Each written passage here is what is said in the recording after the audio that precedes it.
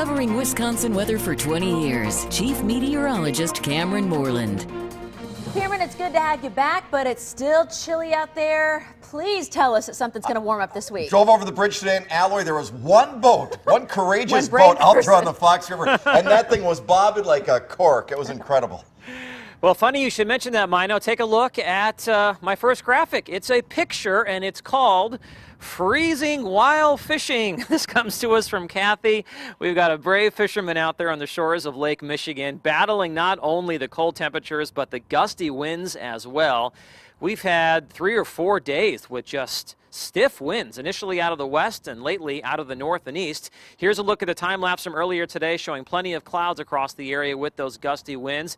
And just in case you missed it, some of us did have a white Easter. We were talking about the threat of that last week. Well, across parts of Calumet County and Manitowoc County, we had just enough snow that we actually did have a white Easter.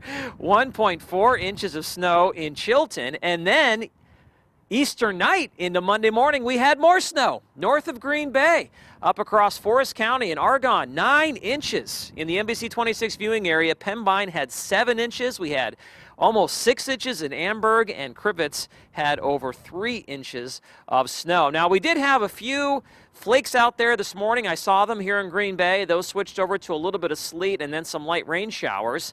It's hard to believe with that wintry precipitation. We're now talking about the threat of thunderstorms, but we are.